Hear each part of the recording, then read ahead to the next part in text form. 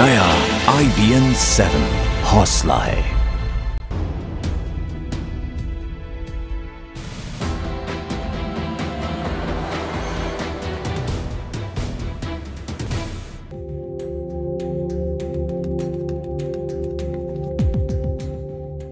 जिसको वोट से लेना देना नहीं है, क्योंकि ये योजना का लाभ जब वो 60 साल का होगा तब शुरू होगा, क्योंकि संकट अमीरों को नहीं आता है, ये संकट गरीब को आता है।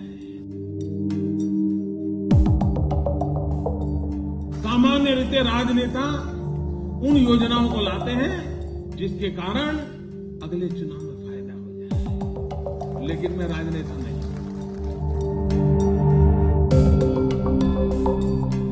मैं एक प्रधान सेवक के रूप में आया हूं और इसलिए आज जो योजना लाया हूं उन नौजवानों के लिए है, ताकि आप जब 60 साल के होंगे आपको कभी किसी के सहारे की जरूरत न पड़े।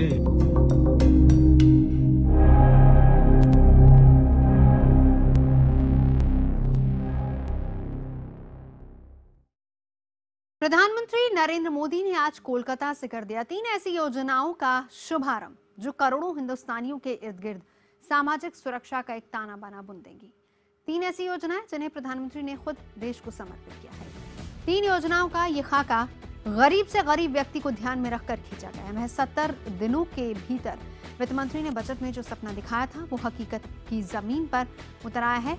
ये प्रधानमंत्री मोदी का सुरक्षा कवच है, जिसके भीतर देश के करोड़ों लोग खड़े हो सकेंगे और जिंदगी और उसके बाद भी फायदा उठा सकेंगे। अपनी इस खास पेशकश में हम आपको तीनों योजनाओं की हर बारी की तफसील से बताएंगे। क्या है योजनाएं, कैसे आपको इसका फायदा होगा और कैसे आप इस योजना से जुड़ सकते हैं, ये भी आपको बताएंगे। तो अगले आधे घंटे में बस बने रहिए हमारे साथ।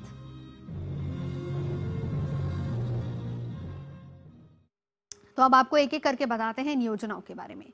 सबसे पहले हम बात करेंगे प्रधानमंत्री सुरक्षा बीमा योजना की। अब क्या है योजना, ये आप जानना चाहेंगे तो विस्तार से हम आपको बताते हैं। 12 रुपए सालाना पर 2 लाख का दुर्घटना कवर होगा इसमें। अब आप कहेंगे कि इसमें आपको फायदा क्या होगा, तो चलिए वो भी समझ लीजिए। दुर्घटना में मृत्यु होने पर 2 लाख, दुर्घटना के दौरान विकलांग होने पर 1 लाख का कवर और दोनों आंखों की रोशनी जाने या फिर हाथ पैर बेकार होने पर 2 लाख रुपए का कवर आपको मिलेगा। 342 रुपए का प्रीमियम देना होगा और ज्यादा फायदा इसमें होगा। दुर्घटना में मौत पर नॉमिनी को 4 लाख रुपए मिलेंगे। अब आप इस योजना का फायदा कैसे उठा सकते हैं, ये भी समझ लीजिए। बचत खाता होना जरूरी होगा। इसके अलावा योजना 18 से 70 तक की उम्र वालों के लिए रखी गई है। 31 मई तक कराना होगा रजिस्ट्रेशन। आधार कार्ड वालों को प्राथमिकता मिलेगी। एक योजना है प्रधानमंत्री बीमा सुरक्षा बीमा योजना। अभी फिल्म में हमने देखा, बड़ा चोट पहुंचाने वाला डायलॉग था कि 12 रुपये में कफन भी नहीं मिलता है। 12 रुपये में 2 लाख रुपए की इंश्योरेंस स्कीम लेकर के हम आए हैं, क्योंकि हम चाहते हैं कि देश के सामान्य व्यक्ति के जीवन में, क्योंकि संकट अमीरों को नहीं आता है, ये संकट गरीब को आता है। फुटपाथ पर सोता है बेचारे को मरना पड़ता है, साइकिल लेके जाता है मर जाता है, बच्चा स्कूल जाता है बस के नीचे आता है मरता है। उनकी सुरक्षा कौन करेगा? और इसलिए एक जागरूकता है, भागीदारी भी बने। और जैसे रविंद्रनाथ टैगोर जी ने हमें आदेश दिया है, गुरुदेव का आदेश है, उसको शक्ति दो। ये शक्ति देने का प्रयास है। 2 लाख रुपए का इंश्योरेंस, और अगर इंजरी हो गई तो 2 लाख रुपए भी मिल सकता है, 1 लाख रुपए मिल सकता है। ये थी प्रधानमंत्री सुरक्षा बीमा योजना। अब बात करते हैं प्रधानमंत्री जीवन ज्योति बीमा योजना की। आपको समझाते हैं इसके हर पहलू के बारे में। सबसे पहले योजना क्या है वो समझिए। 330 रुपए सालाना प्रीमियम पर 2 लाख का जीवन बीमा आपको मिलेगा और किसी भी सूरत में मौत पर नॉमिनी को 2 लाख रुपए मिलेंगे। अब आप इसका फायदा कैसे उठा सकते हैं वो समझिए। किसी भी कारण से जान जाने पर बीमा रोजाना 1 रुपए से भी कम प्रीमियम और 55 साल की उम्र तक इस योजना का फायदा आप उठा सकते हैं। अब कैसे फायदा उठाएंगे आप इस योजना का, वो भी आपको बताते हैं। 18 से 50 साल की उम्र वालों के लिए ये योजना है। इसके अलावा बैंक को जारी करना होगा एक निर्देश और बचत खाते से अपने आप कट जाएगा ये प्रीमियम। जीवन ज्योति बीमा योजना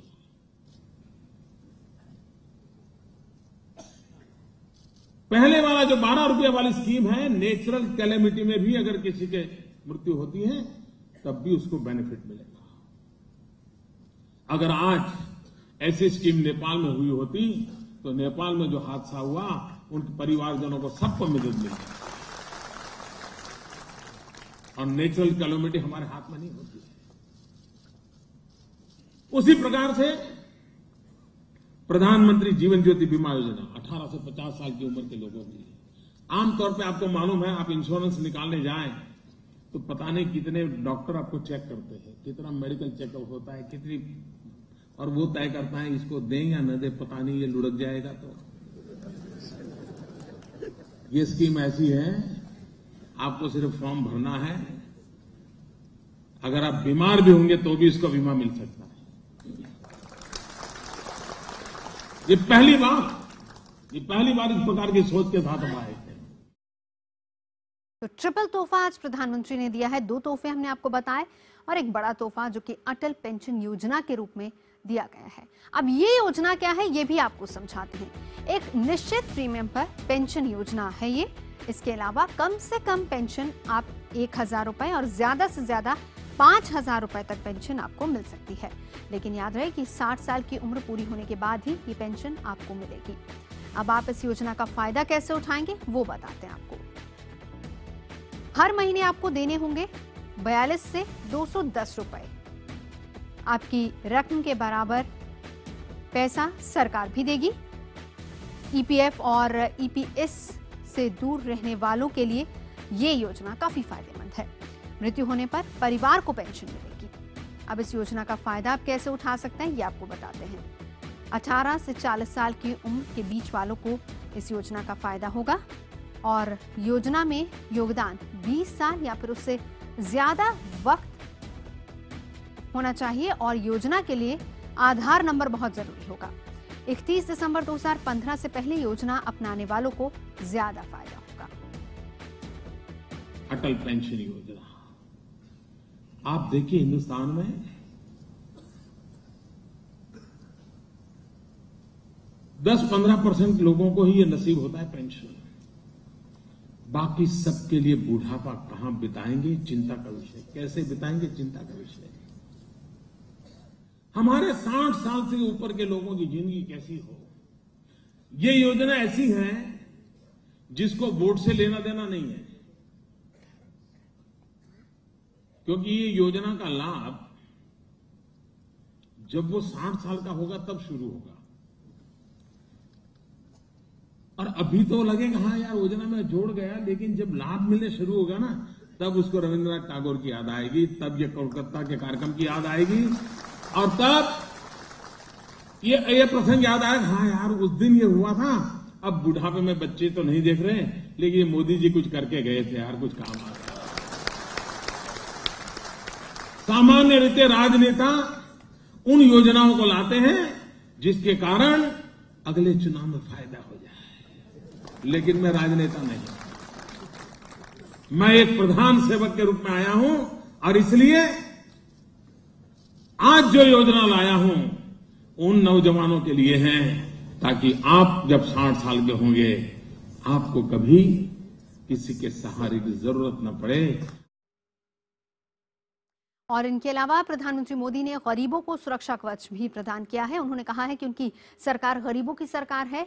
इसी के तहत उन्होंने जनधन योजना लॉन्च की जिसमें सबको बैंक खाता दिया गया और अब उन्हें सुरक्षा कवच दिया जाएगा। 3 नई योजनाएं। हमारा देश, हमने जब मुद्रा बैंक लाए तो हमने कहा था फंडिंग टू अनफंडेड। जिनको फंड नहीं मिलता है, जिनको पैसे नहीं मिलते, उनको फंड देंगे। जब हम जनधन योजना लेकर के आए थे, हमने कहा था जिसको बैंकिंग की व्यवस्था नहीं है उसको बैंकिंग की व्यवस्था, जिसका खाता नहीं उसका खाता खोलेंगे। और आज हम आए हैं कि जिसको सुरक्षा का कवच नहीं है उसको हम सुरक्षा का कवच देंगे।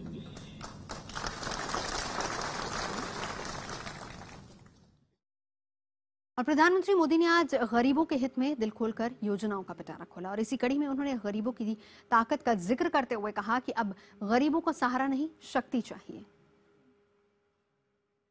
इस देश के गरीबों की अमीरी की ताकत देखिए और तब जाकर के मन करता है इन गरीबों के लिए कुछ करते रहना चाहिए। और मेरा ये विश्वास है गरीबों को सहारा नहीं चाहिए, हमें हमारी सोच बदलनी होगी, हमारे कार्यकलाप बदलने होंगे, हमारे तौर तरीके बदलने होंगे। गरीबों को सहारा नहीं चाहिए, गरीबों को शक्ति चाहिए। प्रधानमंत्री देश के सामाजिक ढांचे को भी खूब समझते हैं और जानते हैं कि एक दूसरे का हाथ थामकर ही आगे बढ़ा जाता है। उन्होंने अपील की कि लोग अपने ड्राइवरों और घरेलू नौकरों का बीमा खुद कराएं।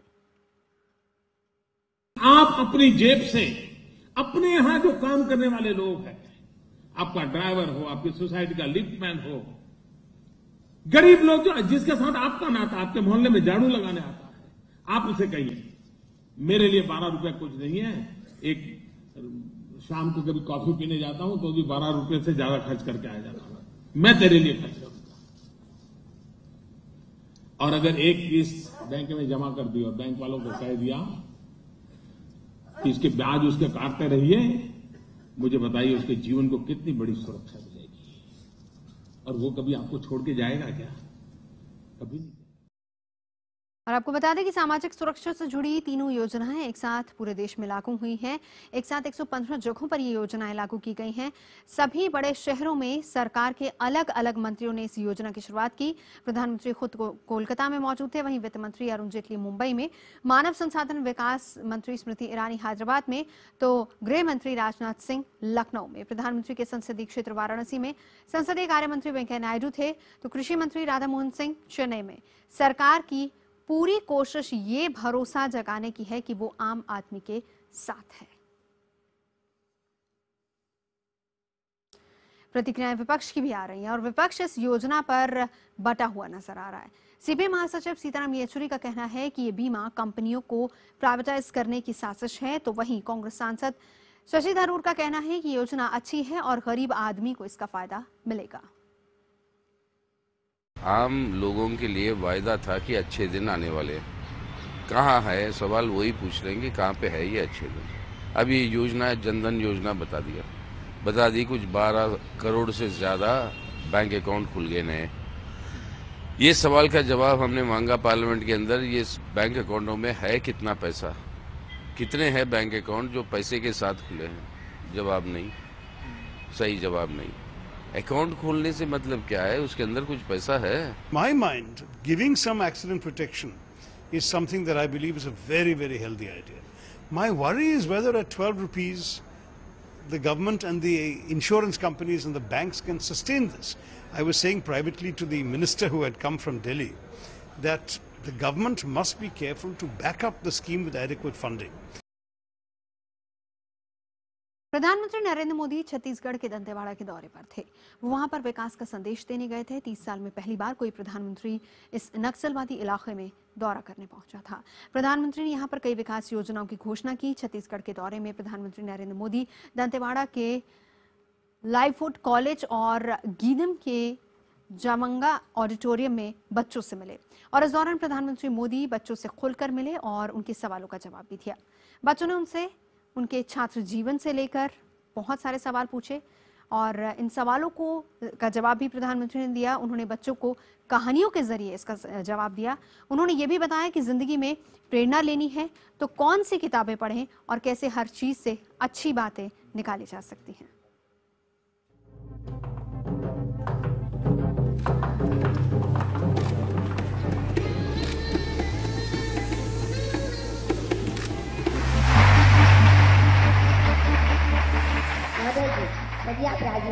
होते तो क्या होते? लेकिन जीवन का सबसे बड़ा आनंद ये होता है बालक रहने का। बालक बने रहने का कितना आनंद होता है, और जब बड़े हो जाते हैं तब पता चलता है कि बालक पर छूटने का कितना नुकसान होता है। तो अगर ईश्वर मुझे पूछता क्या चाहते हो, तो मैं कहता जिंदगी भर बालक बना रहे।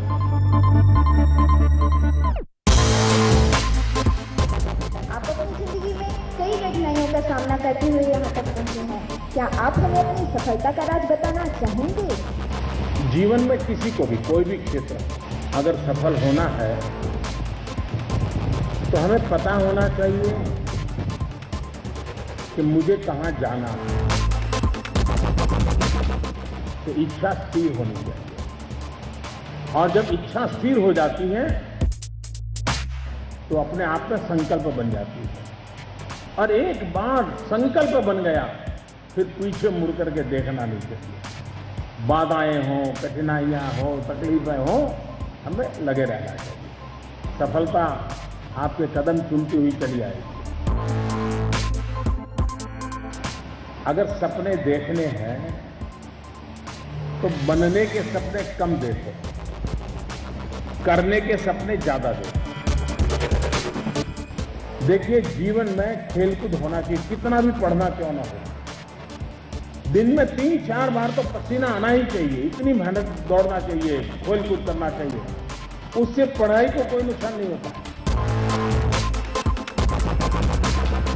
स्पोर्ट्स है तो स्पोर्ट्समैन स्पिरिट आता है, और स्पोर्ट्समैन स्पिरिट आता है तो जीने का भी एक नया आनंद आता है। तो करेंगे, खेलेंगे, दिन में 4 बार पसीना छूट जाए ऐसा करेंगे।